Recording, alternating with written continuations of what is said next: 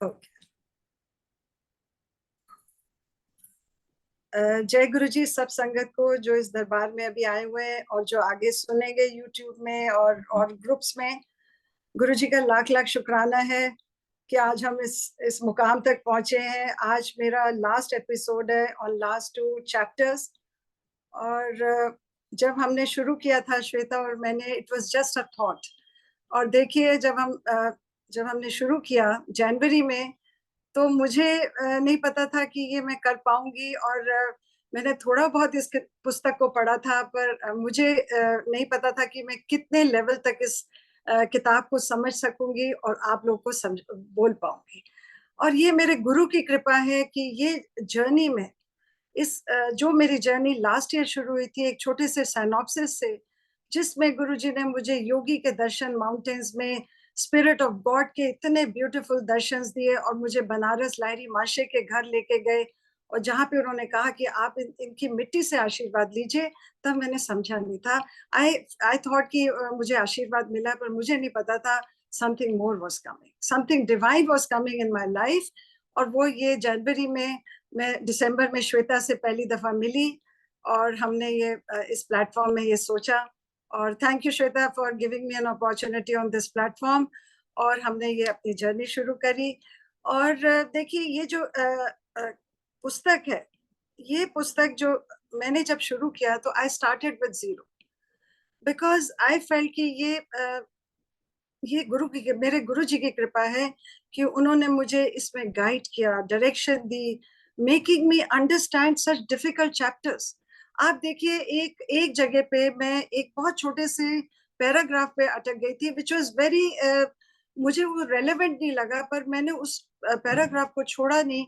आप देखिए कि उसमें से सबसे बड़ा मुझे लगा कि one of the biggest messages came from that paragraph. So ये जो पुस्तक है, ये स्टार्टिंग से लेके एंड तक इट हैज ओनली मैसेजेस।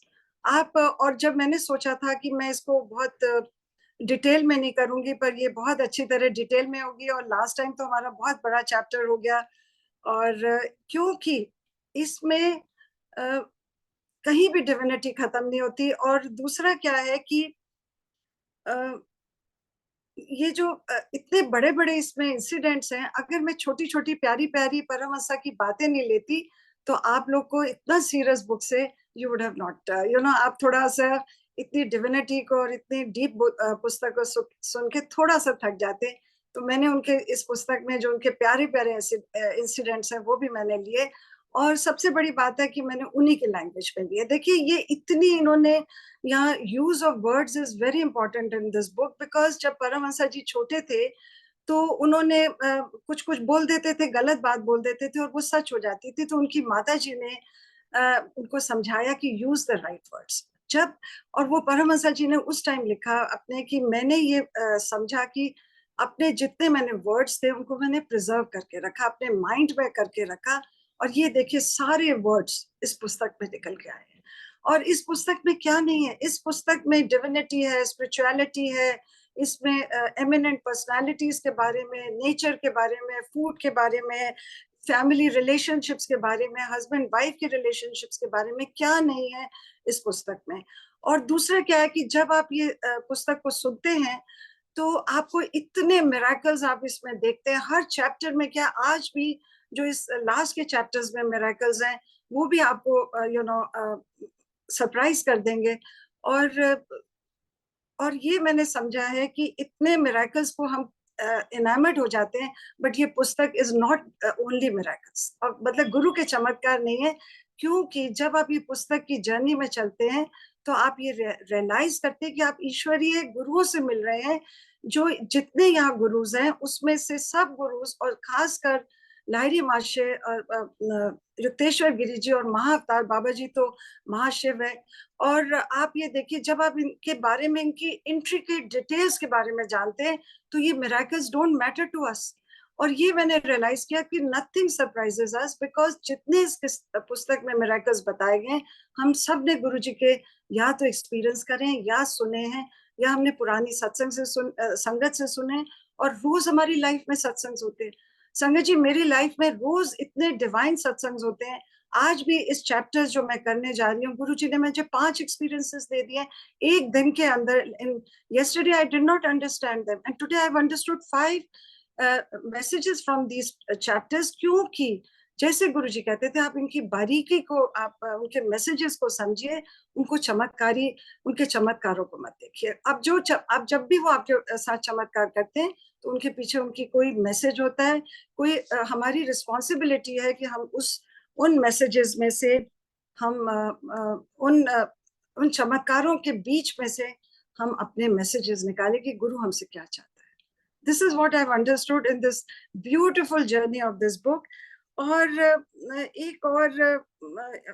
फिर एक और ने क्या सीखा इस किताब से कि हमको अपने अपने अंदर झांकना है, अपनी आत्मा को देखना है, अपने आप को पूछना है कि who am I, what is our purpose of life, और हमको नैतिक सदाचार करना है. This is the gist of the book. जो गुरुजी कहते हैं, गुरुजी की भी टीचिंग्स यही कहती हैं. अब देखिए, आपकी प्लेलिस्ट में ये शब्द चल रहा था, यह बिछोड़ा सह ना जाए. अब ये जो मेरा चैप्टर है, ये जो ऑटोबायोग्राफी है, इन्होंने अक्टूबर 45 में खत्म करी है, and the book ends there with few modifications. और मैंने इसके बाद उनकी डेथ का भी आपको मैं बताऊंगी कि कैसे उनकी हुई, और बहुत ब्यूटीफुल उसमें उन्होंने बातें लिखी हुई हैं जो मैंने पढ़ी हैं, तो वो मैं बताऊंगी. तो ये जो शब्द आपने चलाया तो मेरे से रहा नहीं गया. कल मैंने उनकी एक पोएम पढ़ी थी, तो वो मैंने सोचा था मैं नहीं बोलूंगी क्योंकि टाइम ना ज्यादा लग जाए. तो देखिए, उनकी 4 लाइनें हैं, आप देखिए क्या गुरुज होते हैं, क्या वो बोलते हैं. ये पोएम है: I will come again and again, crossing million cracks of suffering, with bleeding feet I will come, if need trillion times I will come, so long as I know one stray brother is left behind from God's boat. में क्या मतलब है कि मैं हजारों साल आप लोगों के लिए आता रहूंगा, ताकि आपको दुख, जब तक धरती पे किसी भी प्राणी को कोई ऐसा ना बचे जिसको दुख होए, सब सुखी हो, अगर एक भी प्राणी रह जाता है तो मैं तब तक आता रहूंगा. This is the poem Paramahansa has written. I found it so beautiful. मैंने सोचा था नहीं बोलूंगी, पर ये गुरुजी ने बोला ये बिछोड़ा सह ना जाए, तो मुझे लगा कि our gurus will keep coming for us.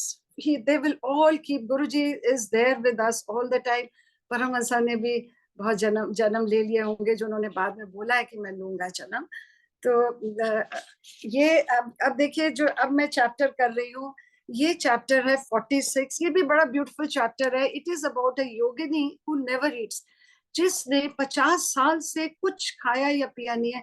आप देखिए कि ये कैसे संभव हो सकता है. और ये चैप्टर बताती है कि ये सब ईश्वर की सृष्टि में सब संभव होता है, सब कुछ संभव है. तो ये हमारा एपिसोड 21 का चैप्टर 46. तो मिस्टर राइट इनको परमहंस जी को कहते हैं कि आज हम कहाँ जा रहे हैं. उत्सुकता से उनकी आंखें चमकती से बोले, क्योंकि वो गाड़ी चलाते थे, जो वो फोर्ड लेके आए थे, और गाड़ी चलाते हुए, क्योंकि प्राय प्रतिदिन हम लोग बंगाल के किसी न किसी हिस्से को खोजते रहते थे, क्योंकि परमहंस जी इतने लोगों को मिल रहे थे, और वो गाड़ी में जाते थे जो लेके आए थे अमेरिका में, और मिस्टर राइट उनके ड्राइविंग करते थे. तो परमहंस जी बोलते हैं, मैंने कहा ईश्वर ने चाहा तो आज हम संसार का 8th वंडर देखने जा रहे हैं, 8th wonder of the world देखने जा रहे हैं. एक नारी संत जिसका भोजन सिर्फ हवा है. मिस्टर राइट बोले, तो एक और थेरेसा न्यूमन आ गई. बिकॉज मैंने आपने लास्ट कुछ 2-3 एपिसोड्स पहले थेरेसा न्यूमन का बताया था, जो जर्मन सेंट थी, जिन्होंने 12 साल से कुछ नहीं खाया था, और उनको जीसस क्राइस्ट को जो पेन्स हुई थी, जो उनके बॉडी में, शरीर में जो घाव हुए थे, वो उनके शरीर में आ जाते थे, तो उन्होंने अपनी गाड़ी की और स्पीड बढ़ा दी, क्योंकि उनको लगा कि मेरी ट्रैवल डायरी के लिए एक और एक्स्ट्रा ऑर्डिनरी सामग्री मुझे मिल गई है, क्योंकि he was writing the diary of his trip with Paramahansa ji, और उस डायरी में से बहुत इंसिडेंट्स परमहंस जी ने लिए हैं. तो फिर कहते हैं उनका नाम गिरिबाला है. परमहंस जी कहते हैं अनेक वर्ष पहले, दैट इज इन 1910s और 50s, before he went to USA, मुझे मेरे भाई विष्णु के ट्यूटर ने मुझे उनके बारे में बताया था कि वह उनकी पड़ोसी थी, जिन्होंने एक योगा टेक्निक से एक योग प्रविधि का प्रयोग करती हैं जिससे वे भोजन बिना रह सकती हैं। मैंने उनका बहुत निरीक्षण किया, वो जो उनके ट्यूटर हैं वो कहते हैं कि मैंने उनका बहुत निरीक्षण किया, पर आई डिड नॉट कम, मैंने देखा वो कुछ नहीं खाती। तो फिर वो कहने लगे कि मुझे कोई एविडेंस नहीं मिला कि उन्होंने कभी खाना या पिया हो, पानी पिया हो। तो मेरी इतनी क्यूरोसिटी बढ़ गई, कहते वो उनके जो टीचर कहते मेरी इतनी जिज्ञासा बढ़ गई कि मैं वहां के उनके एरिया के बर्दवान के राजा के ऊपर जाकर मैंने उनके बारे में बताया और बोला कि आप इनकी जांच करवाइए। तो कहते हैं राजा ने उनको बुलाया और उनको क्या करा कि 2 महीने बंद कमरे में बंद कर ताला लगाकर उनको वहां पे रख दिया, और कहते हैं कुछ भी नहीं खाया। उसके बाद वो फिर उनको बुलाया कुछ दिनों के बाद, फिर 20 दिन उनको रखा, फिर तीसरी परीक्षा ली तो तब भी उन्होंने कुछ नहीं खाया, तब उनको 15 दिन रखा।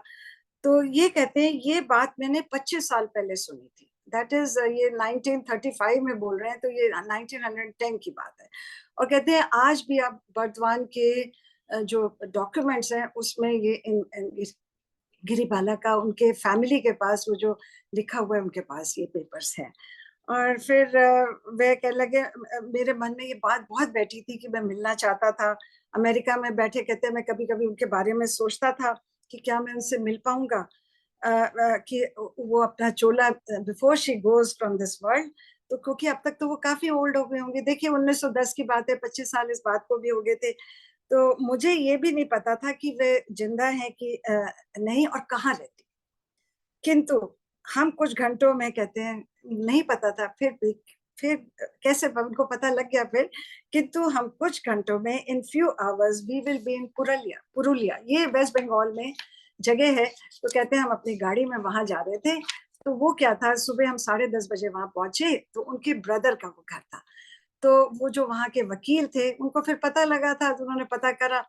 तो वो कहने लगे हाँ मेरी बहन जीवित है, मेरे पास कभी कभी आकर रहती है।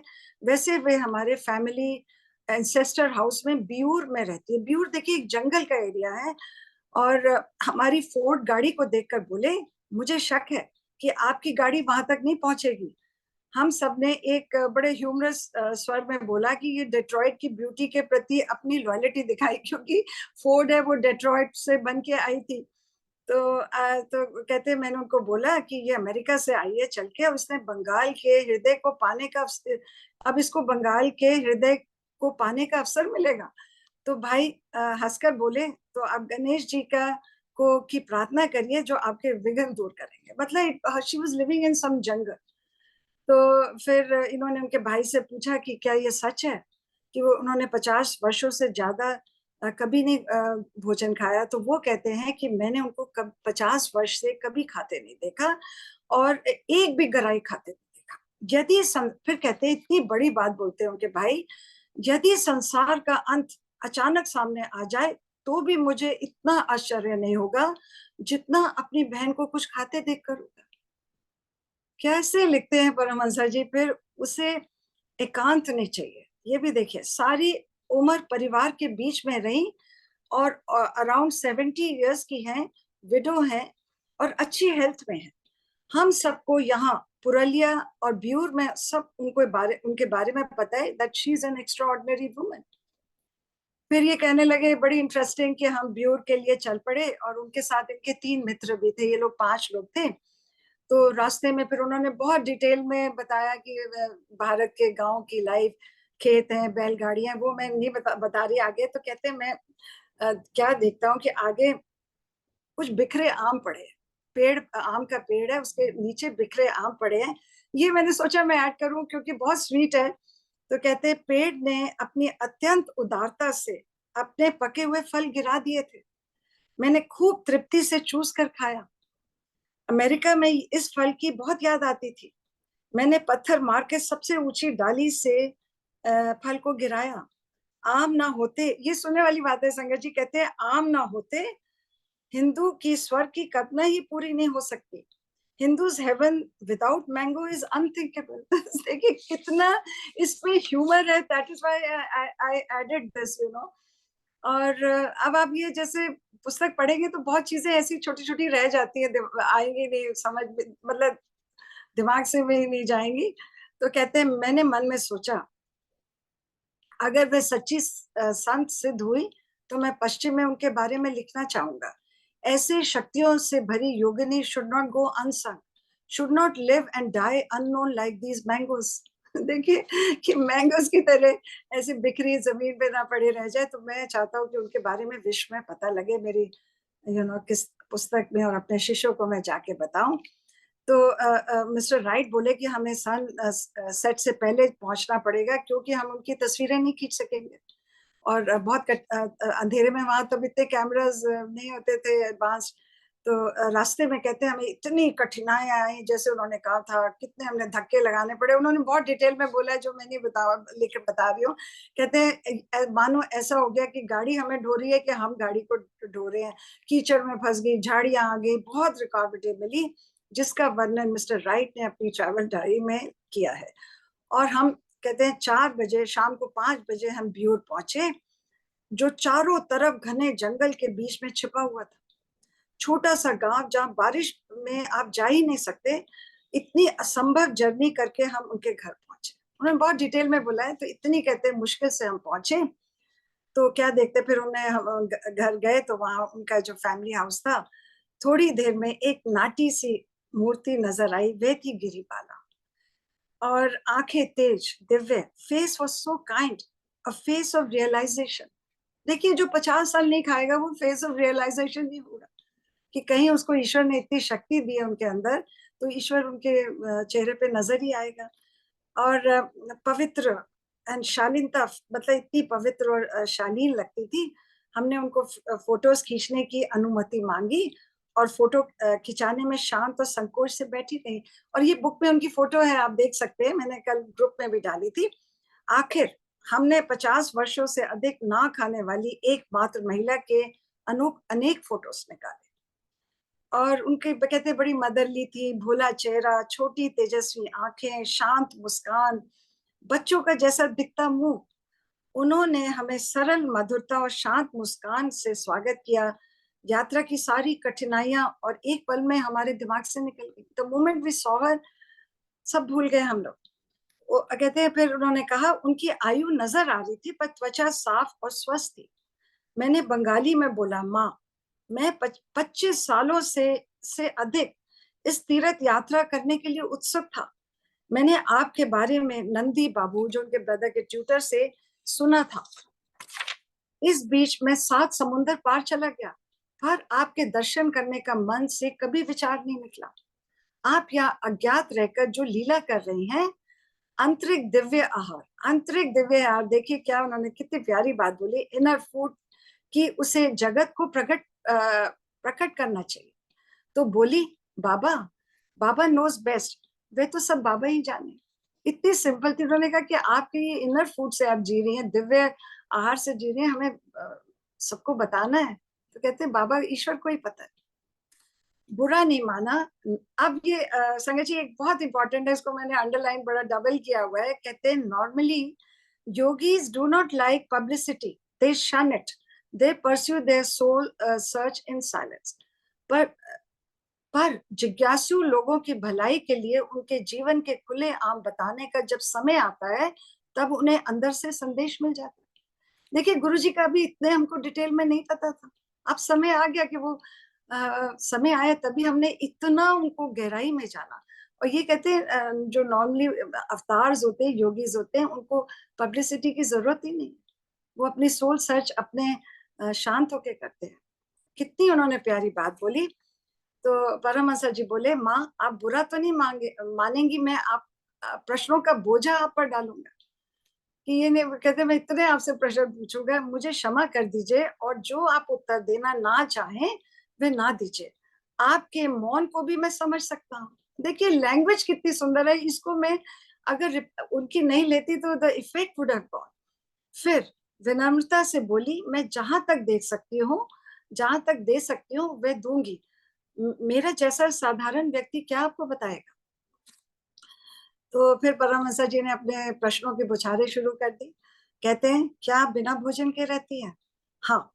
शी स्टार्टेड, वो अपनी एज को कैलकुलेट करने लगी, बड़ी स्ट्रगल करके उंगलियों में गिन गिन के, कि कहती है जब मैं 12 साल 4 महीने down to my present age, जो अराउंड 68-69 की थी, a period of 56 years, 56 साल I have not eaten food or liquids.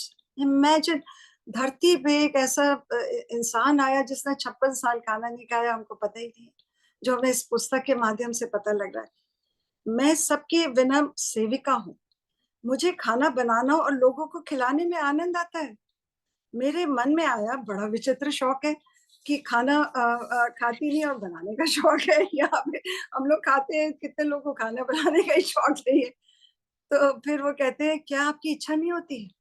अगर इच्छा होती तो मुझे खाना ही पड़ता। इस सत्य को बोला, जब मनुष्य को नॉर्मल मनुष्य को 3 समय का भोजन चाहिए होता है, 3 मील चाहिए होते हैं। अगर दिल करता तो मैं जरूर खाती, पर आप कुछ तो खाती होंगी, ये तो असंभव है। हाँ, क्या खाती हूँ? अवश्य हवा, सूर्य प्रकाश और मेरु शीर्ष, दैट इज मेडुला ऑब्लोंगटा। ये क्या होता है? ये ब्रेन स्टेम का महत्वपूर्ण हिस्सा है, जो शरीर के अनेक कार्यों जैसे श्वास, हृदय गति, रक्तचाप और पाचन नियंत्रित करते हैं, महत्वपूर्ण है। ये lower part of brain continues with spinal cord. तो कहते हैं कि ये जो मेरु शीर्ष की है, इसकी मुझे प्रविधि जो मुझे आती है, जिससे मैं अपने ये बॉडी के ये सब कंट्रोल करती हूँ, जो बिना नहीं खाए खाना खाए, जिससे it controls my breathing, heart functioning and this, because of this. इसकी मैंने योगा की प्रविधि मुझे आती है। आप अपने जीवन के बारे में बताइए, tell me about your life. ये भारतवासी के लिए ही नहीं, पर समुद्र पार वासियों के लिए भी है। Your life holds deep interest for India and also brothers and sisters beyond seas. अब देखिए, ये कितने हजारों लाखों लोगों में ये पुस्तक गई है, उनके बारे में जान रहे हैं, उनको अमर कर दिया। मेरा जन्म यहाँ इस वन फॉरेस्ट क्षेत्र में हुआ था। कोई खास बात बताने लायक नहीं है, सिर्फ मुझे सदा भयंकर भूख लगती थी और कभी शांति नहीं होती थी। मेरी 9 वर्ष में सगाई कर दी और माँ मुझे चेतावनी देती थी, नियंत्रण कर, कंट्रोल खाने पर। जब अनजान घर में जाना पड़ेगा तो सारा समय खाने में बिताते रहेगी तो लोग क्या सोचेंगे, क्या तेरे को झिड़के पड़ेंगी। तो जिस बात का माँ को डर था वही हुआ। जब मैं 12 साल की उम्र में नवाबगंज पति के घर गई, हमेशा खाते रहने से मेरी सास सुबह दोपहर रात को लज्जित करती रही। कितना कितना बहुत ही प्यारा। कहते, पर उन फटकारों में वरदान छुपा हुआ था। देखिए, ये हमें जो कुछ हमारे साथ दुख होते हैं, उसमें भी ईश्वर की कोई रजा है, ये आगे बताएंगे। हर scoldings were blessing in disguise, they roused my spiritual tendencies. कहती है, एक सुबह मुझे इतना लज्जित किया जो मेरी बर्दाश्त से बाहर हो गया, और इतना मर्सीलेसली कहती है उन्होंने मुझे लज्जित किया जो मैं बिल्कुल नहीं ले पाई। और मैंने बोला, मैं आपको शीघ्र ही दिखाऊंगी कि मैं भोजन के बिना भी जी सकती हूँ। जब तक मैं जीवित रहूंगी अन्न का स्पर्श नहीं करूंगी। इन्होंने अपनी सास को बोला, तो मेरी सास बोली, अच्छा, जब तुम इतना ज्यादा खाए बिना नहीं रह सकती तो बिना खाए कैसे रह सकती हो? राइटफुली, तो फिर कहती है, मैंने प्रभु से एकांत में बैठकर प्रार्थना करी, और कहती है, मेरे पास एक ऐसा गुरु भेजिए जो मुझे अन्न के बदले प्रकाश से जीना सिखाए। देखिए, गुरु के लिए अरदास कर रही हूँ। और मैं ट्रांस में थी, कहती है, मैं इतनी उसमें मेडिटेशन में थी, और उसी स्थिति में मैं नवाबगंज के गंगा घाट की ओर चल पड़ी। और रास्ते में मेरे ससुराल के पुरोहित से मेरी मुलाकात हुई। मैंने उन पर पूरा विश्वास रखते हुए कहा, महाराज कृपा करके मुझे निराहार जीवित रहने का उपाय बताइए। तो वह मेरी तरफ बड़े कंसोल की दृष्टि से देख रहे थे और कहते हैं, बेटी, आज शाम को मंदिर में आ जाना, मैं तुम्हारे लिए कोई वैदिक पूजा करूंगा। देखिए, पंडित तो सिर्फ पूजा ही कर सकते हैं। तो कहती है, आई वॉज नॉट सेटिस्फाइड। उनके उत्तर से मैं नहीं सेटिस्फाइड थी, तो मैं घाट की ओर चलती गई। और वहां घाट के क्या देखती हैं कि सूर्य की किरणें गंगा में मानो पानी के अंदर तक जा रही है।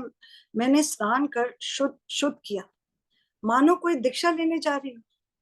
जैसे ही गीले वस्त्रों से मैं गंगा तट से जाने लगी तो गुरुदेव अचानक हवा में से प्रकट हो गए और अत्यंत प्रेम और सहानुभूति से बोले, बेटी, मैं वही गुरु हूं जिसे भगवान ने तुम्हारी व्याकुल प्रार्थना की पूर्ति करने के लिए मुझे भेजा है। हाँ, ब्यूटीफुल है। देखिए, तुम्हारी प्रार्थना का असामान्य स्वरूप, दैट इज अनयूजुअल प्रेयर, का भगवान पर गहरा प्रभाव पड़ा है। देखिए, हम जब भी प्रेयर करते हैं, हम ये कभी प्रेयर नहीं करेंगे कि आप हमें भोजन नहीं दीजिए। तो कहते हैं भगवान ने कहा कि इतनी अनयूजुअल ये प्रेयर है, इतनी असामान्य प्रेयर है कि उनको इतना गहरा प्रभाव पड़ा। आज से तुम सूक्ष्म प्रकाश से ही जीवित रहोगी, तुम्हारे शरीर के अणु परमाणु ब्रह्मांड से शक्ति लेगी, ओनली फ्रॉम सनलाइट। फिर आगे बोली, घाट पर कोई नहीं था, बिल्कुल डिजर्टेड था, फिर भी मेरे गुरुदेव ने प्रकाश से एक ऐसा ऑरा फैला दिया। उन्होंने एक संरक्षक प्रकाश का निर्माण किया जो जिसमें जो इक्के दुक्के लोग नहा रहे थे वे भी हमें देख नहीं पाए और हमारी विधि संस्कार में बाधा ना डाल सके। और फिर उन्होंने मुझे एक ऐसी क्रिया प्रविधि की दीक्षा दी। He initiated me into a Kriya Yoga which frees the body from dependence of food. और ये जो टेक्निक है, इसमें कुछ मंत्रास होते हैं और ब्रीदिंग एक्सरसाइजेज होती है, more difficult than the average person can do. No medicine, no, और कोई ये मैजिक नहीं है, इसमें कोई दवाई इन्वॉल्व नहीं है, नथिंग बियॉन्ड क्रिया। इस प्रविधि में एक मंत्र है और सांस का ऐसा व्यायाम है जो साधारण मनुष्य नहीं कर सकता। इसमें ना कोई जादू है, ना कोई दवाई, क्रिया के अतिरिक्त कुछ भी नहीं। अनजाने में मैंने उनसे अनेक प्रश्न किए। कहते ये जो मैंने क्यों इतने प्रश्न किए, ये मैंने अमेरिका से रिपोर्टर से सीखा, ये मीडिया से सीखा कि वो लोग इतना ज्यादा आपसे इंफॉर्मेशन मांगते हैं जो आजकल हमारे हो रहा है मीडिया में। ये देखिए, उन्होंने 1935 में अमेरिकन रिपोर्टर्स के लिए बोला। तो कहते ये मेरे अंदर एक आदत पड़ गई थी, इसीलिए मैंने उनको और प्रश्नों का पूछना शुरू कर दिया, जिनके बारे कहते मुझे और बताइए जिनके बारे में मैं संसार को बता सकूं। फिर उन्होंने कहा कि उनकी कोई संतान नहीं हुई, अनेक वर्ष पहले विडो हो गई थी, बहुत कम सोती हूँ और मेरे लिए सोना जागना एक समान है। रात को मैं ध्यान करती हूँ और दिन में घर का काम करती हूँ। जब ऋतु बदलती है तो मुझे बहुत थोड़ा सा महसूस होता है, जब मौसम बदलते हैं। मैं कभी बीमार नहीं पड़ी, ना ही मुझे कभी रोग हुआ। अगर चोट लगी है तो मामूली दर्द होती है, मेरा शरीर से कोई मल नहीं निकलता। मैं अपने हृदय और उसकी धड़कन, सांस को कंट्रोल कर सकती हूँ। मुझे अपने गुरु और ग्रेट सोल्स के विजन में दर्शन होते हैं। देखिए, आप ये बताएंगे कि ये ईश्वर ने इनको ये क्यों पावर दी। ये बहुत ही इंपॉर्टेंट है इस चैप्टर का एंड होने में। कहते हैं इन्होंने पूछा, माँ आप क्या ये क्रिया औरों को सिखा सकती हैं, भोजन के बिना रहना। My ambitious hope for millions of people, जो करोड़ों भूखे लोगों के लिए मैंने सोचा, जो मेरे ये विचार शब्द में चूर चूर हो गया। वो कहती है, नहीं, मेरी गुरु की आज्ञा नहीं है, सख्त आदेश है। वे ईश्वर की सृष्टि लीला में किसी प्रकार का दखल नहीं देना चाहते। अगर मैं निराहार होना सिखा दूं तो किसानों का क्या होगा। रस भर फल पृथ्वी पर गिरे पड़े रहेंगे। ऐसा लगता है, अब ये देखिए, ये सुनने वाली बात है। कहते ऐसा लगता है दुख, भूखमरी, बीमारी हमारे कर्मों का चाबुक है। देखिए, कहते हैं चाबुक है, ये हमारा विप है जिससे हमें मार पड़ती है, जो हमें जीवन का सच्चा अर्थ जाने पे विवश करता है। My God, how beautiful. देखिए, हम इतने इतने प्यारे प्यारे सेंट्स हैं जो हम इस पुस्तक से सीख रहे हैं। आई डोंट नो, मैं तो बहुत बोलने में इतना हिल रही हूँ, और फिर कहते हैं, इन्होंने बोला, माँ आपको ईश्वर ने अकेले क्यों सिंगल आउट कराया, आपने उनसे अरदास करी पर आप अकेले ही क्यों हैं। वे फिर क्या कहती हैं, ये भी बहुत प्यारा जवाब है, ये सिद्ध करने के लिए कि मनुष्य आत्मा है, मनुष्य केवल आत्मा है।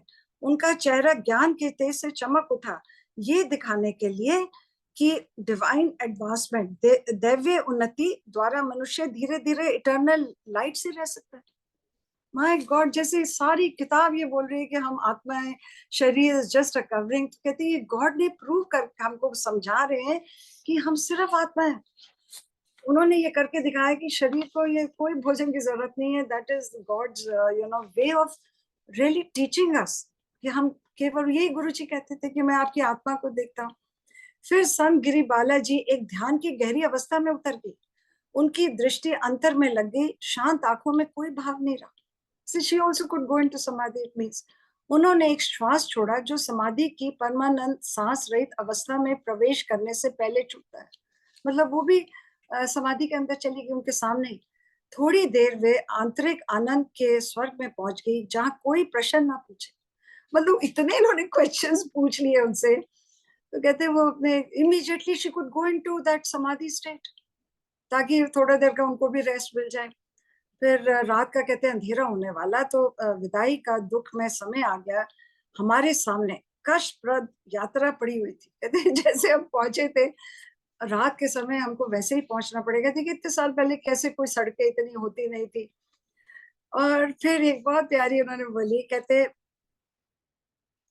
परमहंस जी का, जब उन्होंने आंखें खोली मैंने उनसे कहा, मुझे आप पास रखने के लिए कोई निशानी दीजिए, आपकी साड़ी का एक आध टुकड़ा। थोड़े ही समय में बनारसी साड़ी का एक टुकड़ा ले आई और हाथ में रखकर अचानक जमीन पर लौट गई और मेरे को साष्टांग प्रणाम करने लगी। How humble. तो फिर कहते हैं परमहंस जी कहते हैं, भक्ति और आनंद से भरकर मैंने कहा, माँ मुझे अपने चरणों का स्पर्श करने दीजिए। कहते फिर मैंने उनका चरण स्पर्श किया और हम फिर वहां से विदा हुए। और फिर उन्होंने ऑफ कोर्स आगे की जर्नी नहीं बताई, ऑब्वियसली उनको बहुत मुश्किल में पहुंचे होंगे। अब संगत जी हम we come to another very beautiful last chapter of the book. आप सब लोग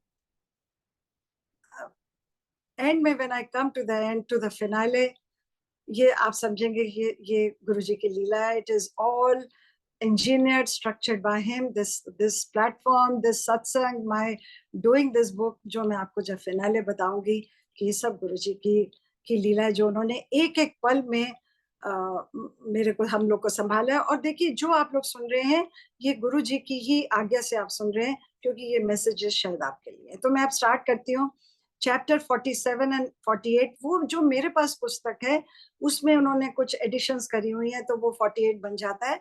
और वो क्या है, the chapter is I go back to America and Encinitas in California. ये जो है एनसिनिटास, इनका आश्रम खुला था कैलिफोर्निया में नियर द बीच।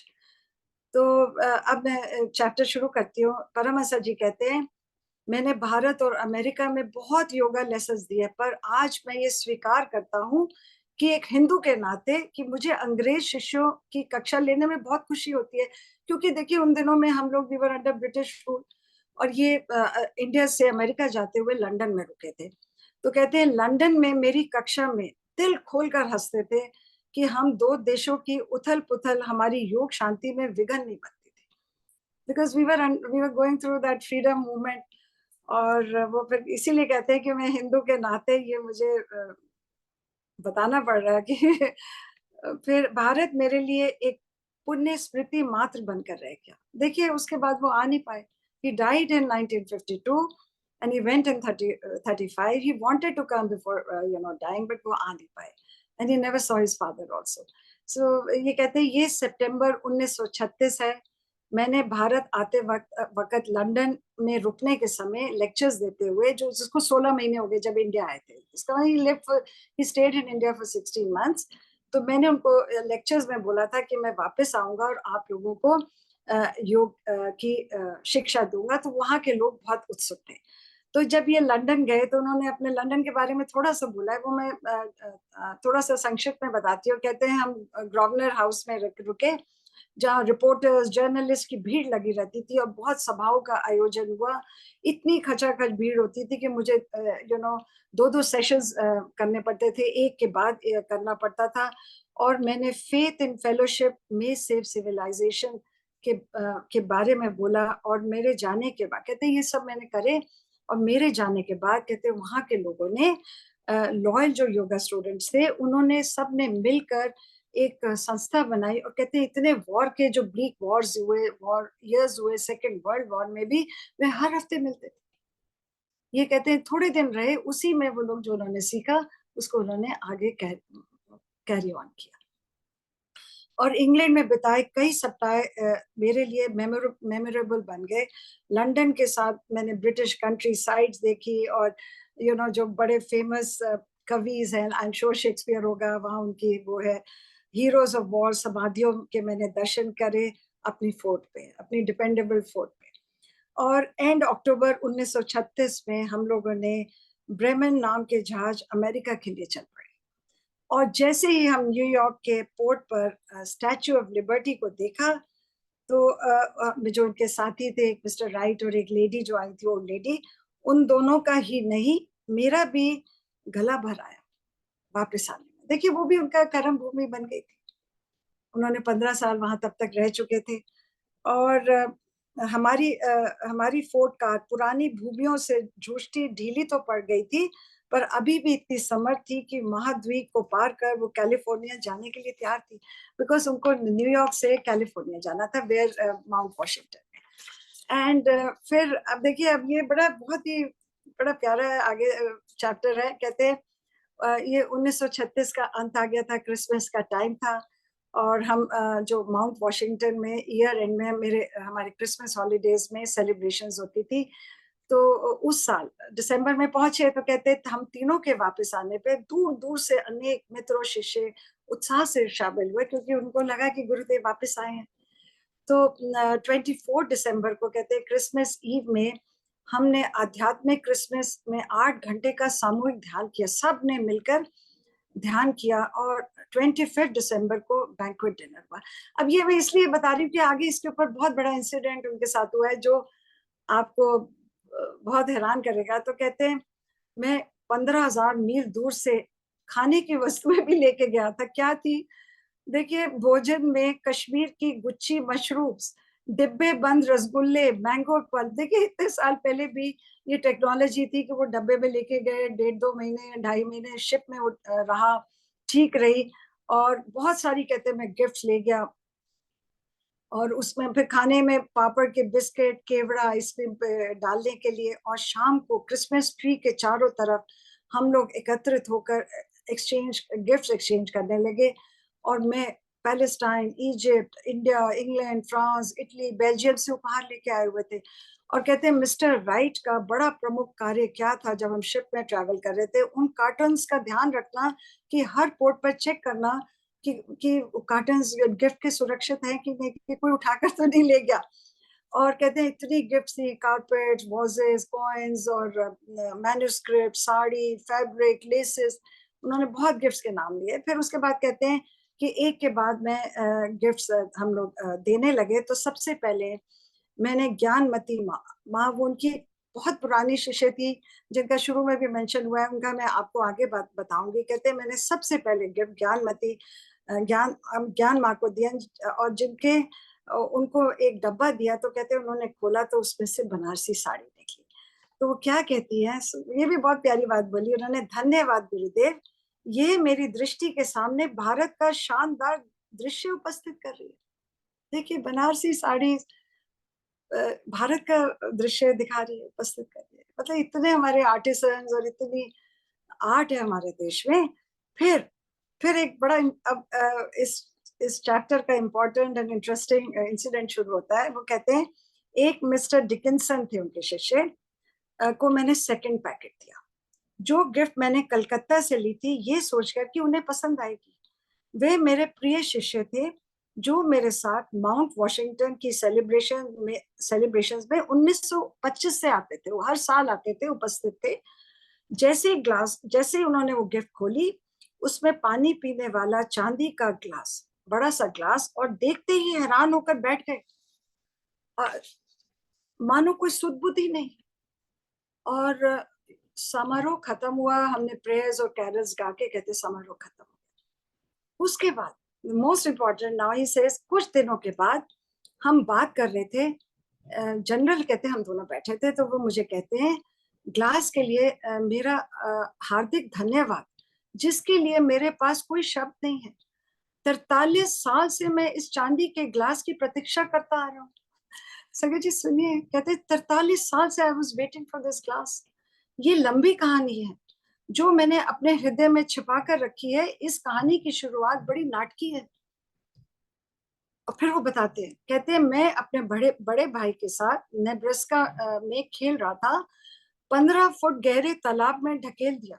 भाई ने शैतानी से, तब मैं 5 वर्ष का था।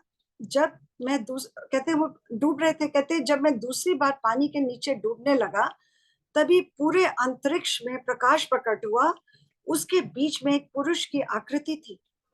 उन पुरुष की आंखें अत्यंत शांत और अभय दान देने वाली मुस्कान दे रही थी, रीअश्योरिंग स्माइल।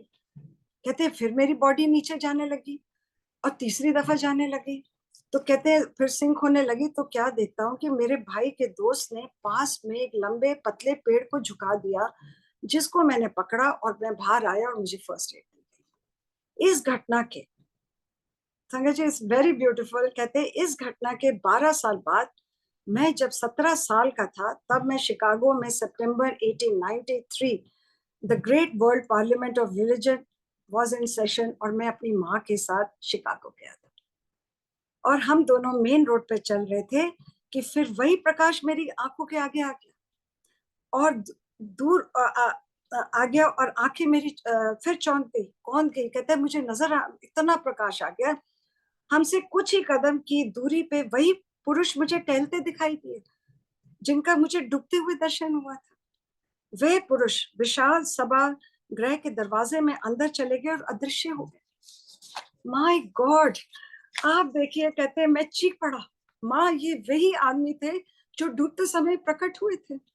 माँ और मैं सभा में पहुंचे और उन पुरुष को मैंने मंच पर बैठे देखा। थोड़ी देर में हमें पता चला कि वे भारत के स्वामी विवेकानंद थे। उन्होंने सोल स्टरिंग लेक्चर दिया। उनका व्याख्यान खत्म होने के बाद मैं उनसे आगे मिलने गया, तो मुझे देखते ही वे ऐसे मुस्कुराए मानो हम पुराने मित्र हैं। देखिए इसका मैंने क्या मतलब समझा है कि हमारा सबका सोल कनेक्शन है। हमारे ईश्वर के लिए कोई बाउंड्रीज नहीं मैटर करती कि हम इंडिया रहते हैं, अमेरिका रहते हैं, हमको कहाँ जन्म लेना है, ये ईश्वर को पता है। देखिए उनका सोल कनेक्शन आज से इतने साल पहले उन्होंने उनको 1893 में, जब वो 17 साल के थे, तब उन्होंने इंडिया अमेरिकन बच्चे को अपने दर्शन दिए। मानो हम पुराने मित्र हैं। मैं छोटा था, इतनी अकल नहीं थी, पर मन में आशा कर रहा था कि वे मेरे गुरु बनेंगे। उन्होंने मेरे मन की बात पढ़ ली। नहीं बेटा, मैं तुम्हारा गुरु नहीं हूँ। मेरी आंखों में देखते बोले, तुम्हारे गुरु बाद में आएंगे, वे तुम्हें चांदी का ग्लास देंगे। My God! फिर बोले, अभी तुम जितने आशीर्वादों का ग्रहण कर सकते हो, उसे कई अधिक आशीर्वाद वे तुम्हारी झोली में डालेंगे। और जाते समय बोलते हैं, नौजवान तुम पानी से दूर ही रहा करो तो अच्छा है। आप देखिए कितनी ये बड़ी बात है कि स्वामी विवेकानंद भी, जो हमने कभी नहीं सोचा था कि वो भी ईश्वरीय शक्ति थे, और बहुत थोड़े समय जी के वो उन्होंने अपना चोला छोड़ा, बहुत यंग एज में चले गए, जब वो शिकागो में 1893 में गए थे। और अब एक और बड़ी इसमें कॉमनैलिटी है। देखिए ये 1893 की बात है, और परमहंस जी भी 1893 में ही पैदा हुए थे।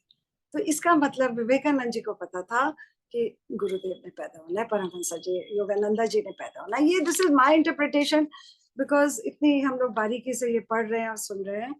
और मैं फिर कहते हैं मैं शिकागो से वापस आ गया, पुनः दर्शन नहीं मिले, पर उनके मुख से निकले ये वचन मेरे में अमित रूप से अंकित हो गए। वर्षों वर्षों बीत गए, कोई गुरु नहीं आया। 1925 में एक रात मैंने बहुत गहराई से प्रार्थना करी कि ईश्वर मेरे गुरु को मेरे पास भेजो। कुछ घंटों बाद मधुर संगीत से मेरी नींद खुल गई और बांसुरियां और वाद बज रहे थे। अब ये देखिए उन्होंने बांसुरी बोली है, इसमें भी बुक में ने लिखा, आई वाज थिंकिंग कि एक अमेरिकन को बांसुरी की आवाज आ रही है, वाद बज रहे हैं। देवदूत मेरी दृष्टि के आगे प्रकट हुए। After filling the air with glorious music, angels slowly vanished. अगले दिन, गुरुदेव, मैं यहाँ लॉस एंजलिस में आपके एक लेक्चर में आया और समझ गया, मेरी प्रार्थना पूरी कर दी गई है ईश्वर। आप देखिए हमको गुरु जी कितने आसानी से मिल गए। हम उसका, हमको वैल्यू करना चाहिए कि इतने इतने लोगों को इतनी कठिनाई से गुरु मिलते हैं, और उसके लिए भी हम बहुत छोटी कभी कभी बात भूल जाते हैं। हम दोनों एक दूसरे को देखकर मुस्कुराए। 11 वर्षों से क्रिया योग का शिष्य हूँ। कभी कभी चांदी के गिलास के बारे में सोचता था, रहता था कि आप मेरे गुरु तो मिले, चांदी का गिलास नहीं मिला। अपने मन को विश्वास दिला दिया था कि स्वामी विवेकानंद जी की ये शब्द केवल एक संकेतिक है, मतलब उन्होंने संकेत ही सिर्फ किया है। जब क्रिसमस में आपने गिफ्ट का डब्बा दिया, तब जीवन में तीसरी बार दीप्तिमान प्रकाश मेरे आंखों के सामने कौन गया, और तभी वो बैठ गए थे और दूसरे ही क्षण मेरी आंखें अपने गुरु के उस उपहार को देख रही थी। तब वो डब्बा खोल रहे थे और तभी उनको फिर लाइट आ गई, जिसे विवेकानंद जी ने 43 वर्ष पहले देखा था, चांदी का glass. My God, mister Dickinson ने फिर उन्होंने इसका मतलब कि विवेकानंद जी को ये भी पता था कि योगानंद जी अमेरिका आएंगे।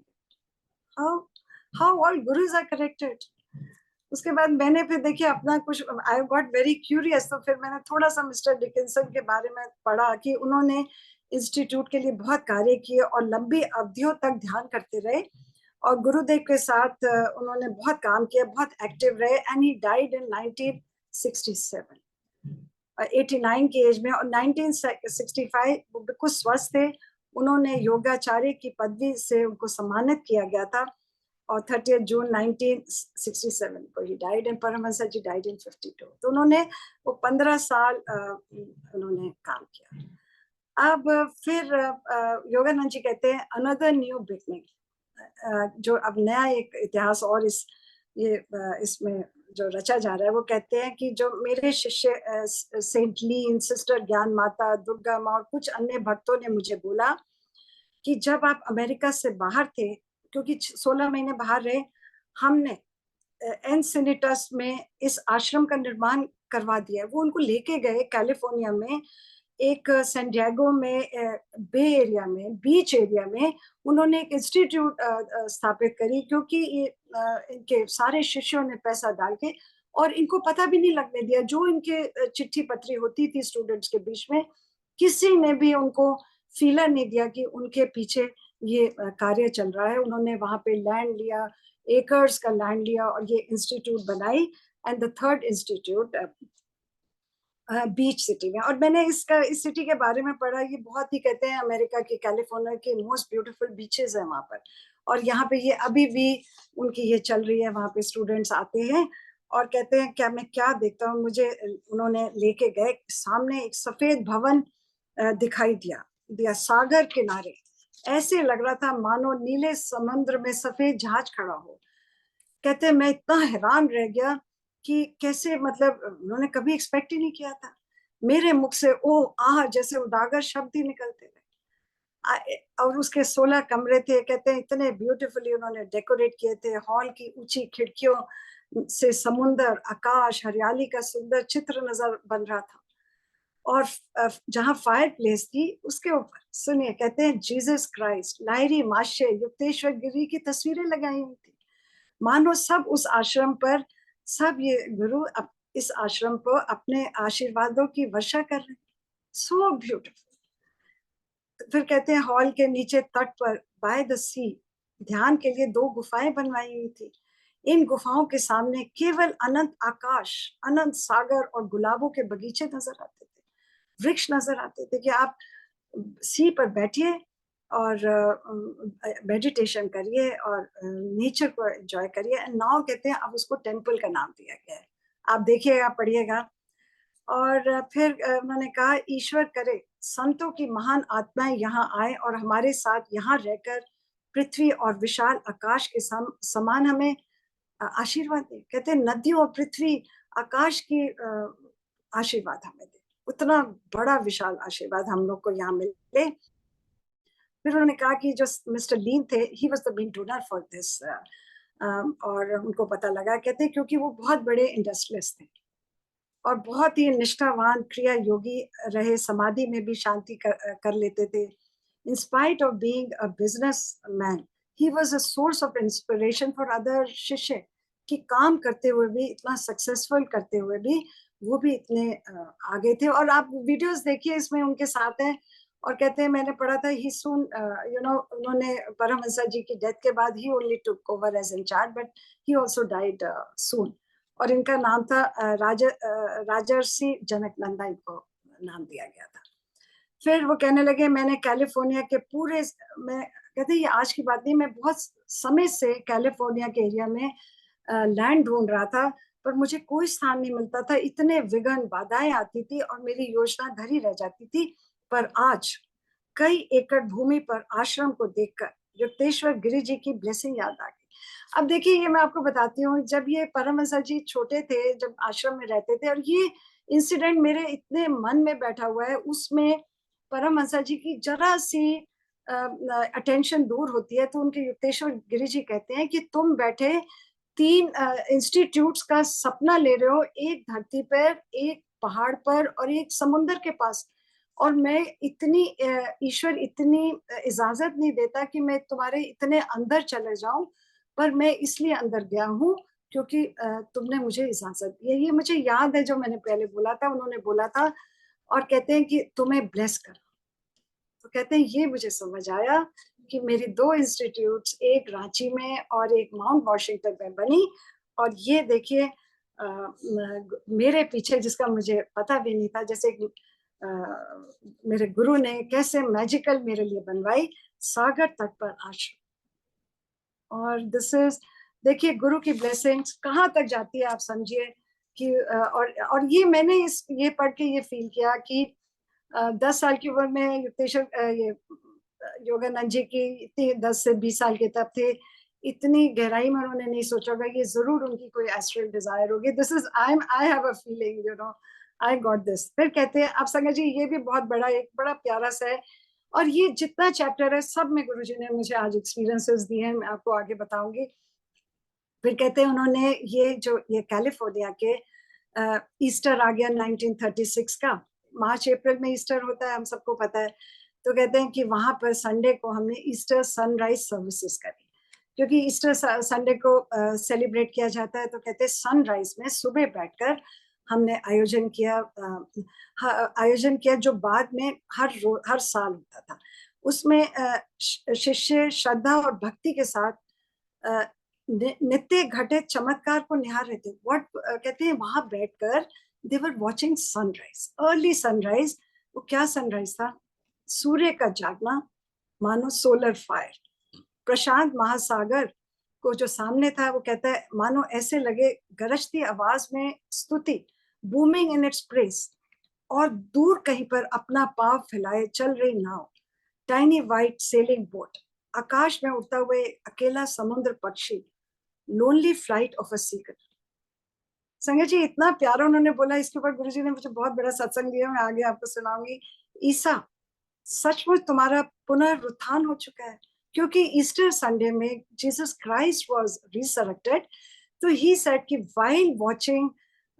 while watching the sunrise, they felt that Jesus Christ was getting resurrected. This is what he means. Jesus Christ, you are resurrected.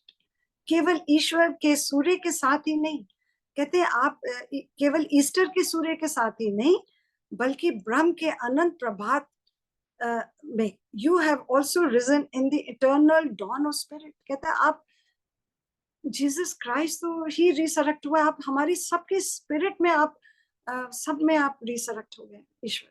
This is what he means. And इसीलिए मैंने इसको लिया, और फिर आज मुझे समझ आया कि गुरुजी ने इसके ऊपर भी मुझे एक्सपीरियंस दिया जो मैं आप बाद में बताऊंगी।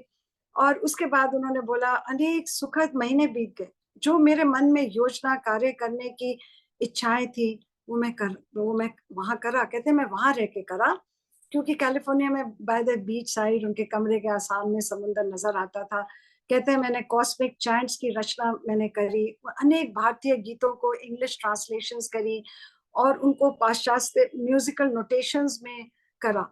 अराउंड 40 सॉन्ग्स कहते हैं मैंने ये शिवोहम और शंकराचार्य का, और जिसका मतलब नो बर्थ नो डेथ, और टैगोर का कौन है मेरे मंदिर, और युक्तेश्वर गिरी जी की पोएम्स, यू नो 2 जो उनकी फेवरेट पोएम्स थी, वो मैंने कहते हैं इंग्लिश में करी। Who is in my 2 favorites of Yukteswar Giri, wake up O my soul, desire my great enemy. और अपनी भी कहते हैं मैंने बहुत कविताओं को ट्रांसलेट करा, क्योंकि मुझे वहां पे समय मिलता था। और फिर उन्होंने कहा कि एक बोला कि ये जो मैंने पुस्तक लिखी कविताओं की, उसके प्रीफेस में मैंने लिखा कि 1926 में एक इंसिडेंट के बारे में लिखा प्रीफेस में, बिफोर कि about receptivity of to Indian. ये जो कविताएं इन्होंने हिंदी कविताओं को इंग्लिश में जो ट्रांसलेट करा, तो कहते मैं वहां के लोगों तक पहुंचाना चाहता था। तो 1926 में कार्नेगी मेलन के हॉल में एक व्याख्यान मैंने करना था, और मेरे ये दिमाग में आया कि मैं सब श्रोताओं को एक पुराना भजन, हे हरि सुंदर हे हरि सुंदर को बोलूं, और उसको हम सब चैंट करेंगे। और ये मैंने एक दिन पहले, कहते हैं मैंने एक शिष्य को बोला कि अपने साथ गाने का मैं विचार कर रहा हूँ, तो वे अमेरिकन शिष्य हंसे और बोले मेरे विचार पर कि ईस्टर्न गीत को अमेरिकन आसानी से नहीं समझ सकेंगे। मैंने कहा संगीत सबकी भाषा है, इट नोज नो बाउंड्रीज, और इस उदात गीत में निहित आत्मा की ललित अमेरिकन अनुभव करेंगे। संगत जी, ये आप प्लीज सुन के रखिए, क्योंकि मेरा एंड इसी से होगा जो गुरुजी ने मुझे एक्सपीरियंस दिया है। This is the finale of today's सत्संग, इसलिए आप इसको ध्यान से सुनिए। ये संगीत क्या है? ये उदात गीत है, ये नियत आत्मा की ललक। He said they are alien to उन्होंने कहा कि उनके शिष्य ने कहा ये नहीं समझ सकेंगे, आपके ऊपर टमाटर फेंकेंगे आपके लेक्चर्स के बाद इस गीत के ऊपर। तो कहते हैं मैंने उनको बोला कि जो म्यूजिक होता है वो यूनिवर्सल लैंग्वेज होती है, इसकी कोई बाउंड्रीज नहीं होती है, और इनकी सोल को समझ आएगा, उनकी सोल को अंदर समझ आएगा ये लॉफ्टी चैंट जब मैं गाऊंगा, और वो लोग भी गाएंगे। संगत जी, आपको आगे मैं इसका सीक्रेट रिवील करूंगी। लेक्चर में वे मेरे पीछे बैठे, मेरे को बचाने के डर से, देखिए कि मुझे टमाटर ना पड़े। टमाटर तो दूर पड़ा, 1.25 घंटा ओ गॉड ब्यूटिफुल हे हरि सुंदर 3000 लोग कंठों से गाते रहे। प्रिय न्यूयॉर्क निवासियों, आज तुम उदासीन नहीं रहो, आज इतने मधुर भजन ने तुम्हारे मन के पक्षियों ने ऊंची उड़ाने भरी। इस रात प्रेम एवं भक्ति प्रभु का नाम लेने से दैवी शक्ति प्राप्त हुई। Divine healing has taken place chanting this God's name. ये उदात गीत निहित आत्मा, तुम उदासीन नहीं रहो। संगत जी, ये मैं बार बार बोल रही हूँ क्योंकि इसके पीछे बहुत गुरुजी ने बहुत बड़ी सीक्रेट रिवील करी। उसके बाद वो the intensity of the chapter now finishes. आपको कहते हैं कि 1941 में मैं बॉस्टन के केंद्र गया, तो वहां के कमरे में बहुत अच्छा मेरा कमरा उन्होंने बनाया हुआ। तो कहते हैं वहां के जो इंचार्ज थे वो कहते हैं कि जब आप अमेरिका आए थे तो आप बॉस्टन में एक छोटे से कमरे में रहते थे, आपके वहां बाथरूम भी नहीं था। तो हम चाहते हैं कि आपको पता लगे कि बॉस्टन में कितनी सुविधा मिल सकती है, और हम आपको देना चाहते हैं। और फिर वो परमहंस जी कहते हैं कैलिफोर्निया में वर्षों पे वर्षों बीत गए। 1937 में एनसिनिटास में सेल्फ रियलाइजेशन फेलोशिप की कॉलोनी बनी। उन्होंने वहां शिष्यों के लिए कमरे कॉलोनी बनाई, जहाँ पे सब्जियां उगाई गई, पेड़ उगाए गए, और आश्रम के शिक्षकों को प्रशिक्षित किया गया। बहुत बड़ा आश्रम अभी भी है वहां पे, आप पढ़ के देखिएगा। और उसके बाद वो कह लगे कि आगे युद्ध की परछाइयां छा रही थी, सेकेंड वर्ल्ड वॉर शुरू हो रही थी। इस युद्ध के शोर में मैंने देखा अमेरिका और बाहर के देशों में main and women were searching there hearts. कहते हैं इतनी इनसिक्योरिटी थी बाहर कि वो अपने अंदर जाने के लिए जाने लगे। उन्होंने मेडिटेशन करनी शुरू करी, वो क्या बाइबल पढ़ने लगे, फर्स्ट कमांडमेंट्स पढ़ने लगे, क्योंकि उनको इतनी डिस्टर्बेंस हो गई थी। इतने देखिए सेकेंड वर्ल्ड वॉर में मर रहे थे लोग, नाजीज, इतना कुछ हो रहा था। उनको मेडिटेशन की वैल्यू समझ आई, that nothing should disturb inner peace. Sirens बजते थे, एयर रेड वार्निंग्स होती थी, फिर भी हमारे स्टूडेंट्स आते थे क्लास के लिए और ध्यान और सर्विसेज ग्रहण करने के लिए सेवा करते थे। कहते in spite of all the sirens and noises of war, जिन्होंने, अब वो कहते हैं war years brought spiritual awakening. कहते लोगों में वहां पे अमेरिका में अवेकनिंग हुई। और ये देखिए गांधी जी ने भी पीछे मैंने जो चैप्टर बोला था, इतना beautifully talked of this only, war only, same views, self. फिर कहते हैं वहां पे उन्होंने सेल्फ रियलाइजेशन का चर्च खोला सब रिलीजन्स का in 1942 in Hollywood, where statues of Krishna, Buddha, Saint Francis, Christ, Lairi Marshe and Yukteswar Giri के कि उन्होंने स्टैचूज लगाए वहां पे इन द वॉर। और कहते हैं कि मेरे कंपेनियन ने पूछा मेरे से कि Swami ji, has it been worth it कि आप अमेरिका में खुश रहे, आप इतने साल पहले अपना देश छोड़ के आए, व्हाट अबाउट दी आपको जो डिसअपॉइंटमेंट्स मिली, दर्द मिले, आपको कुछ स्टूडेंट्स जो आपका नहीं सीख पाए चले गए।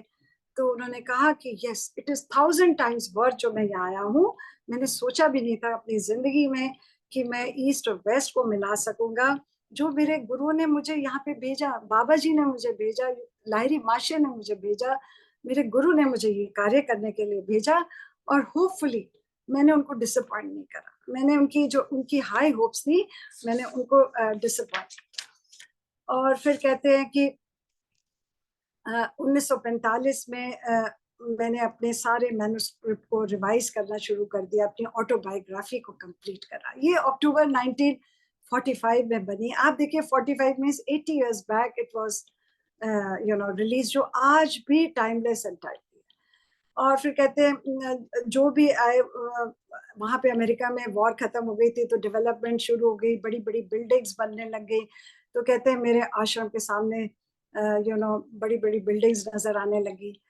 तो फिर वो कहते हैं, एंड करते हैं बहुत प्यारा, ईश्वर ने एक ही रक्त से मनुष्य की सब जातियां पृथ्वी पर रहने के लिए बनाई है। हमें क्या सोचना है, the world is our homeland. ये मेरा इंडिया नहीं है, मेरा अमेरिका, मेरा अफ्रीका नहीं, the whole world is our homeland, और हम सब इसमें समाये हुए हैं। उसके लिए सुखी जीवन के तरीकों का कभी अभाव नहीं होगा। अगर आप ये सोचेंगे the world is our homeland, किसी चीज का अभाव नहीं होगा। हम सबको अपने आप को विश्व नागरिक समझना है। श्री युक्तेश्वर गिरी जी भारत के अतिरिक्त कहीं नहीं गए, पर बंधु भाव के इस सत्य से भली भांति परिचित थे। वो क्या कहते थे, सारा जगत मेरा देश है। My God. और यही गांधी जी ने लास्ट टाइम बोला था, जो मैंने बोला कि मैं राष्ट्रवादी नहीं हूँ। मेरा मेरा राष्ट्रवादी का मतलब है कि पूरा पूरा संसार के राष्ट्र का मैं राष्ट्रवादी। सो संगत जी, यहाँ ये चैप्टर खत्म होता है। Now I will give my take and it is very pulsating and what a end Guruji has given me. I will tell you my experiences. पर मैं उससे पहले अब जो आगे परमहंस जी के साथ हुआ इस किताब के बाद वो मैं बताती हूँ, उसके बाद मैं अपने एक्सपीरियंसेस बताऊंगी। वो कहते हैं कि ये जो बुक थी, देखिए ये 1945 में खत्म हुई। 1949 में he became an American citizen. उसके बाद जो उनकी 4 साल की जो लास्ट लाइफ थी, वो उन्होंने प्राइमरीली इन सेक्लूशन में बताई, अकेले में बताई, एकांत में। जो उनके पास सिर्फ थोड़े से ही डिसाइपल्स होते थे, जो उनके बड़े खास होते थे, वो उनके साथ बैठते थे और रहते थे। और कहते उन्होंने अपनी राइटिंग्स को रिवाइज करा, जो जो चेंजेस आए थे उनकी पुस्तकों में, आर्टिकल्स में, जो उन्होंने पहले लिखे थे, जो उनमें चेंजेस आए उनको अपडेट करा। एंड फिर कहते थे कि, और लेक्चर्स बहुत थोड़े देने लग गए, और कहते थे I can do more with my pen now. उन्होंने कहा मैं, और इन्होंने बहुत समय मतलब आप देखिए इस पुस्तक में कितनी मेहनत है, उन्होंने कितना समय लगाया होगा। ये इन्होंने सारा इस नए आश्रम में लगाया जो इनके गुरु इनको ब्लेस करके गए थे। और फिर कहते हैं जो लास्ट 1.5 साल में उनको ऐसे शिष्य मिले जो बहुत सालों में नहीं मिले थे, और वह भी मिले जो कभी नहीं मिले थे, और कुछ ऐसे भी मिले जो इतनी हरी में थे उनसे मिलने में के लिए, क्योंकि उनके भाग्य में था गुरु से मिलना। और क्योंकि उनको संकेत हो रहा था, उनको पता था कि उन्होंने जाना है। तो कहते कुछ शिष्य जो उनके साथ थे, संगत जी ये मैंने इंटरनेट से निकाला है, बहुत ब्यूटीफुल है। कहते हैं उनकी एक शिष्य होती थी जिसका नाम था कमला सिल्वा, जो उनके साथ 27 साल से उनके साथ सेवा कर रही थी। तो कहते हैं उनको पता था, हर संगत का पता था कि उसका लेवल क्या है। तो उसके लिए कहते थे शी इज नियर फ्रीडम, मतलब उसको मुक्ति मिल चुकी है, नियर फ्रीडम।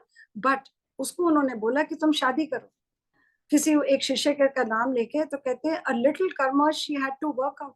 तो उसके कर्म काट रहे थे उसके उस शादी करा के। और कहते हैं कि वो बहुत अच्छे इंसान थे जो उनके, वो भी शिष्य थे। उसके बाद उन्होंने एक के लिए बोला, एक शिष्य जो उनके साथ थे उसके लिए बोला she is soaring in God, ऊंचाइयों पर है। मतलब उनको सबके हमारे लेवल्स पता है, ऐसे गुरु जी को हमारे लेवल्स पता है कि हम किस लेवल पे हैं। और जो सिस्टर ज्ञान माता का उन्होंने इतना, बस इंटरनेट पे मैंने पढ़ा, जो उनको बड़ी ओल्ड थी और शुरू में जब वो अमेरिका गए थे उन्होंने उनकी टेक केयर की थी, उनकी तभी से वो शिष्य बन गई थी। तो उनके लिए उन्होंने क्या बोला, I have not found a single sin, not even in thoughts. कहते हैं कि उसके अंदर उसने सब कर्म खत्म कर दिया, उसके थॉट्स में भी कोई कर्म नहीं, इमेजिन। और कहते हैं वो इतनी वीक थी, इतनी बीमार रहती थी, he blessed her life for 20 years. कहते हैं उनको यमदूत लेने आते थे, उन्होंने ईश्वर से इतनी प्रार्थना करी और ईश्वर से ये प्रॉमिस लिया कि ये कब 20 साल नहीं जाएंगी। और कहते हैं यमदूत लेने आते थे तो वो उनको आवाज आती थी, वो कहते थे, वो यमदूत की आवाज आती थी, tell Paramahansa I am taking you. तो ये उनको कहते थे कि तुम उसको बोलो, tell him it's not my time है। फिर उनको आवाज आती थी, वो कहते थे I am going to take you soon, वो जो यमदूत आते थे। उसके बाद कहते हैं वो इतनी बीमार हो गई, सब डॉक्टर्स ने जब जवाब दे दिए, पर अल्टीमेटली जैसे बोला था वो 20 साल जी। और 1951 में the age of 81 she died and she got too much joy, मतलब पूर्ण उनको मुक्ति मिल गई। और कहते हैं Paramahansa ji was so fond of her कि उन्होंने ये देखा कि उनको पता था कि उन्होंने भी शरीर छोड़ना है। डाइड इन 52, वो 51 में गई, वो 52 में गई। और वो अपने ये जो बहुत क्लोज शिष्य थे उनको बोलते थे कि मैं दोबारा जन्म लूंगा, हिमालय में लूंगा, और तुम सबको मैं जब बहुत तपस्या करने के बाद तुम सबको बुलाऊंगा, तुम मेरे पास होगे और तुम पुरुष रूप में आओगे। देखिए कहाँ से कहाँ कितनी बातें यहाँ निकल के आती हैं। फिर उन्होंने बोला, एक एक उनका शिष्य था, उसको बड़ी चोटें लगती थी, ये हम लोग के लिए लेसन्स है। वो कहते हैं उसके 2 बार रिब्स टूटे, गिर गया, तो उसको क्या कहते हैं, परमहंस जी क्या क्या कहते हैं, that's good, you have lots of work to do, God wants you to be strong. Imagine, कहते हैं कि तुमको भी बड़े काम करने हैं, मतलब इतने कर्म काटने हैं।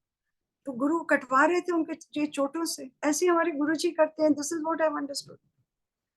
फिर उन्होंने उनको अपने जो शिष्य जो बड़े थे उनको क्या कहते हैं, अपने शिष्यों को बोलते थे, I lost touch with you for few incarnations but I shell never lose touch with you never again. अब मैं आगे से कभी तुम्हारे से I never lose touch with you. तो मुझे लगता है संगत जी, ये हम लोग जो ये बुक कर रहे हैं, ये Paramahansa is getting in touch with us. और फिर वो कहते हैं कि डेथ के बारे में उन्होंने बताया, कहते वो हिंट करते रहते थे, it's time to leave the world, कहते थे। उन्होंने दया माता जो उनकी बहुत प्यारी शिष्य थी, उनको उन्होंने बोला कि जस्ट बिफोर जब ये डिनर पे जाने वाले थे, जहाँ उन्होंने महासमाधि ली, तो भोज से पहले उन्होंने बोला, do you realise it's just a matter of hours, कुछ चंद घंटों की बात है, I will be gone from this earth. और on 7th March 1952 he attended a dinner for visiting Indian ambassador in USA Binay Ranjan Singh and his wife। और कहते हैं अमेरिकन कहते थे हमारे लिए एम्बेसडर नहीं है, हमारे लिए तो आप इंडिया के एम्बेसडर हो। और ये उनके डिनर जो था वो बिल्टीमोर होटल लॉस एंजलिस में था। At the end of the dinner he talked of India, कहते हैं उनकी इतनी इंडिया आने की इच्छा थी और उन्होंने इंडिया के बारे में बोला और एंड यूएसए की and their contribution towards peace, और वे भारत आना चाहते थे। और महासमाधि उन्होंने अपनी आंखों को ऊपर किया और महासमाधि लेने से पहले अपने भारत के लिए कविता गाई। संगत जी मैं इसकी 4 लाइनें इंग्लिश में बोल रही हूँ, फिर हिंदी में बोलूंगी। उन्होंने भारत के लिए बोला, ये भारत के लिए कविता है। Welcoming God's true sons through all ages, where Ganges, woods, Himalayan cave, and men dream God. I am hallowed. Hallowed means pavitra. My body touched that sword. Sword means वतन, देश। तो इसका क्या मतलब है कि सभी ईश्वर युगों सच्ची संतानों, मतलब ये ईश्वर युगों से सच्ची संतानों का स्वागत यहाँ करेगा, जहाँ गंगा बहती है, जहाँ वन है, जहाँ गुफाएं हैं, जहाँ पर्वत है, और मनुष्य ईश्वर का स्वप्न लेता है, मैं पवित्र हूँ, ये जिसने ये देश को छुआ। देखिए हमारा भारतवर्ष कितना महान है, जिसको हमें समझना है अपने गुरुओं के द्वारा ये। और फिर उन्होंने बोला कि जेम्स लीन जिन्होंने ये उनके बहुत ही succeeded him as new president. आप देखिए अब आपको ये पता है कि जब इनको बनाया गया था, स्वामी की दी गई थी, तो इनके लिए कोई क्रिमेशन की वो सेरेमनी नहीं करी गई थी। इनके गुरु ने इनको सिर्फ ऑरेंज रोब पहना दिया था। और कहते हैं कि जेम्स लीन जो नए प्रेसिडेंट बने, उन्होंने जिनका नाम राजा ऋषि जनक नंदा था, उन्होंने एक सीक्रेट रिचुअल किया, releasing the body to God was perform by, मतलब उनकी शरीर की के लिए कोई रिचुअल किया। और कहते हैं उनकी डेथ के बाद कोई साइंस ऑफ डिटीरियोरेशन उनकी बॉडी में नहीं था, उनका फेस वैसे ही चमकता, कहीं कोई कोई स्मेल नहीं थी, कोई डिके नहीं था। और कहते हैं it was in phenomenal state of immutability. और ये देखिए उन्होंने बताया, ये बात मुझे नहीं पता थी कि उनको दफनाया नहीं गया, उनकी बॉडी को अभी भी रखा गया है। और उनकी बॉडी को अभी भी रखा गया है वहाँ कैलिफोर्निया में। और जो बॉडी है वो एम्बार्म्ड होके पड़ी है, is kept in forest lawn memorial park Glendale California में। और कहते हैं कि वहाँ के जो एक्सपर्ट्स थे, उन्होंने कहा कि जब ये बॉडी कहीं कोई डिके नहीं था।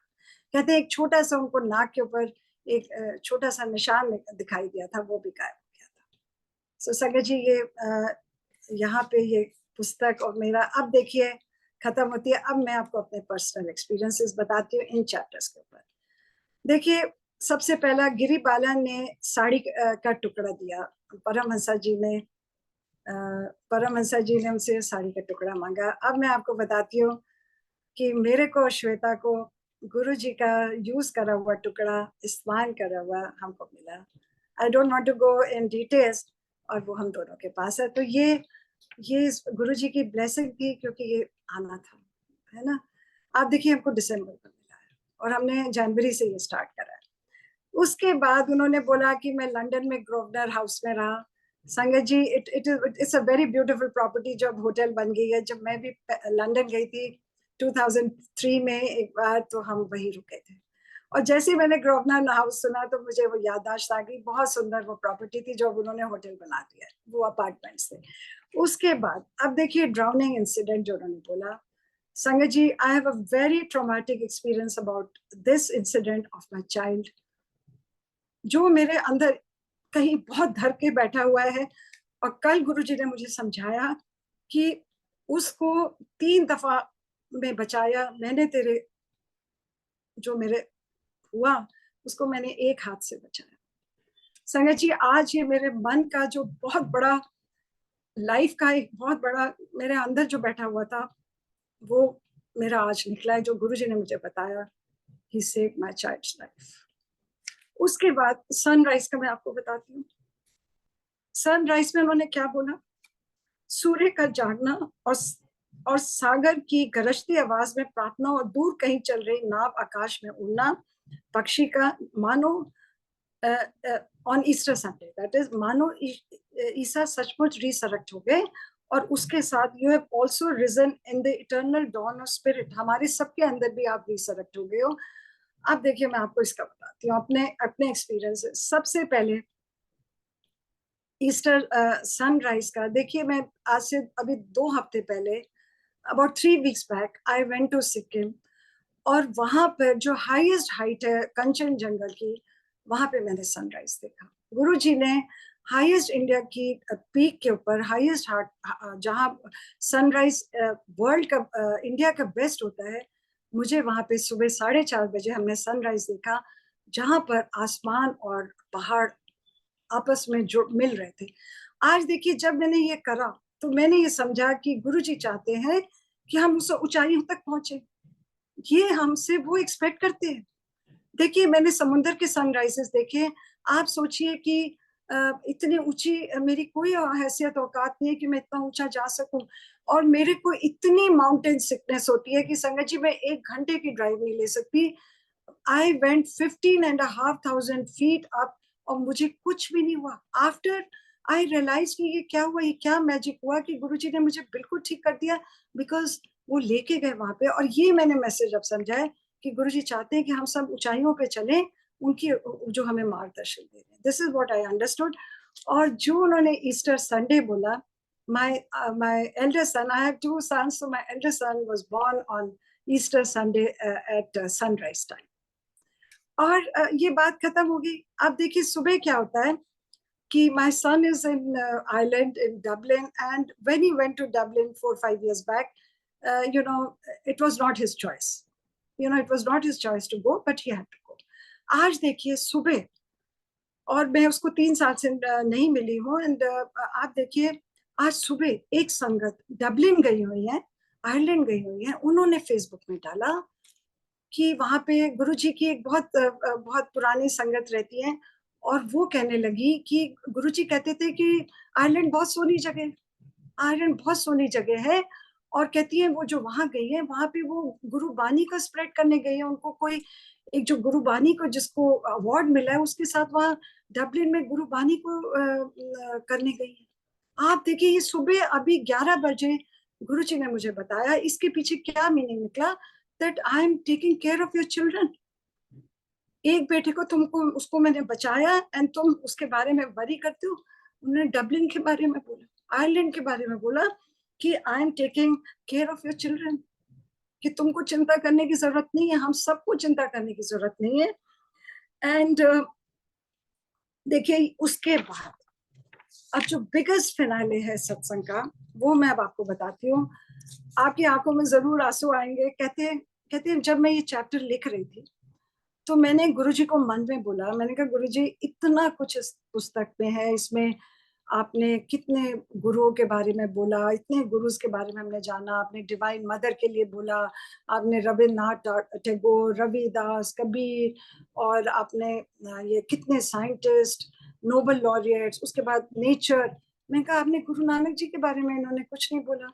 मैंने कहा मैं तो ये पूरे चैप्टर्स में शब्द बानी से इंटीग्रेट कर रही हूँ, वहां उनका कोई नाम नहीं आया.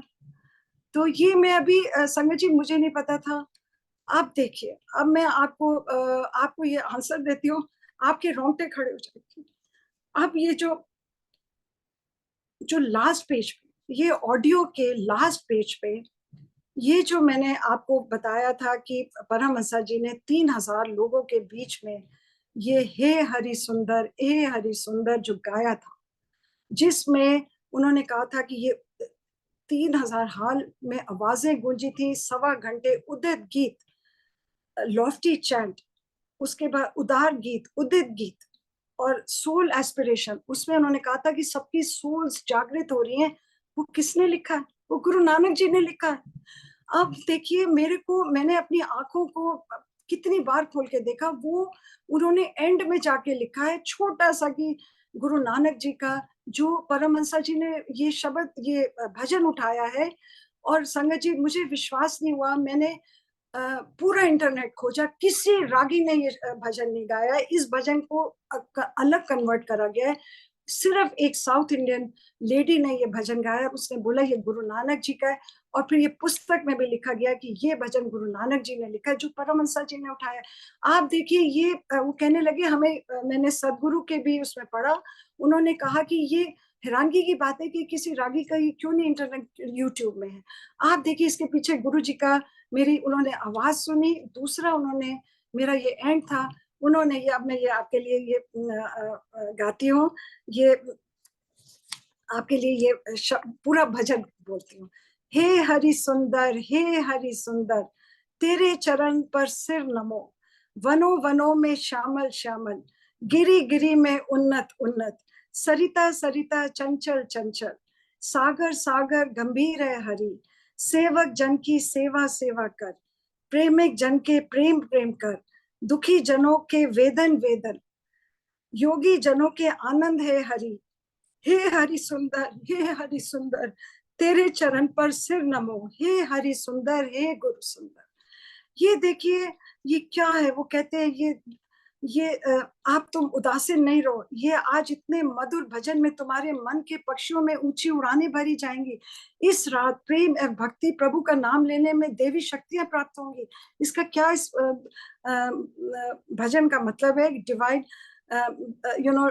Divine chanting God's name. Oh beautiful Lord, oh beautiful glorious Guru, I bow my head at your feet. You are the dark, dusky shade in all thick forests. You are the soaring peaks of mountains. You are the swift, rapid current of all rivers. You are the profound calm of oceans. You are in sorrow of those who suffer. कहते हैं आप जो दुखी आप उसके अंदर हो. You are in the bliss of yogis and gurus. जो आप योगियों के अंदर हो, आप वनों के अंदर हो, आप पहाड़ों की ऊंचाइयों पे आप हो, आप जिसके अंदर वेदन आप उसके अंदर हो. So, संगत जी, this is how Guruji ended my सत्संग. और आप भी इंटरनेट पे देखिए कि ये भजन सिर्फ परमहंसा का गाया हुआ और एक साउथ इंडियन लेडी का गाया हुआ है. और मुझे बहुत हैरानगी हुई. और इसके पीछे एक और भी मैसेज है. गुरुजी ने मुझे क्या दिया है, क्योंकि मैं शब्द वाणी से इतना जुड़ी हुई हूँ. और बहुत लोग कहते हैं कि और मेरी ये विचार है कि शब्द वाणी को हमने लिमिट नहीं करना. आज गुरुजी ने ये करके दिखा दिया कि ये जो भजन है, ये सिर्फ देखिए मैंने निकाला जो बहुत कम लोगों ने इसके बारे में सुना, और उन्होंने सिर्फ इसको परमहंसा के साथ कनेक्ट किया, जो आज मेरे को पता लगा, क्योंकि ये मेरी जिज्ञासा थी, ये मुझे यहाँ तक ले गई. This is what I have understood, and here I and. It is the most, I think the most biggest finale for this book reading. और जो लोग ये सुन रहे हैं, क्योंकि जितने भी यहाँ लोग हैं जो सुनेंगे, गुरुजी चाहते हैं कि आप इस ऊंचाइयों पे पहुंचिए. देखिए, हम कोई इतनी ऊंचाई तक नहीं जा सकते, पर हम चढ़ने की जरूर कोशिश कर सकते हैं. उस राह को पकड़ सकते हैं. गुरुजी हमारा हाथ थामेंगे. और अब मैं इस पुस्तक को यहाँ समाप्त करती हूँ, और अगले सप्ताह मंडे को I will take all the divine teachings of this book. और देखिए, ये सबसे बड़ा मैंने ये समझा, वो कहते हैं ना कि ईश्वर आप सबके अंदर है. इस पुस्तक में भी गुरुजी हमारे साथ थे. आप देखिए, हर चैप्टर में उन्होंने मुझे एक्सपीरियंसेस दिए. अब ये कल मैंने शाम को ये चैप्टर लिखे, मुझे ये कोई इनमें से समझ नहीं आया, जो मेरे को आज सुबह समझ आया कि पूरे चैप्टर्स में मेरे अपने एक्सपीरियंसेस निकल आए. यही गुरुजी की लीला है. उन्होंने दर्शनों से लेके, स्पिरिट ऑफ गॉड से लेके, हर चैप्टर में एंजल्स मेरे घर में लाके, सब कुछ इस किताब में जो हुआ है, गुरुजी ने साक्षात प्रतीत करके दिखाया है. So we are all truly blessed कि हम इस दरबार पे पहुंचे हैं. और आप बस जुड़े रहिए गुरुजी से, और इस पुस्तक का साथ मत छोड़िए, क्योंकि योगानंद जी की बहुत बहुत प्यारी और भी आगे कोट्स हैं. आप युक्तेश्वर गिरी जी से जुड़िए, और मेरे हिसाब से अपने मंदिर में गुरुजी के साथ इन सब की भी तस्वीरें लगाई है, बिकॉज ये ईश्वरीय रूप हमको गुरुओं के बारे में गुरुजी ने हमको समझाया, जो सब ईश्वरीय शक्ति से हमारा मेल कराया. तो सब संगत को जय गुरु जी. Thank you very much.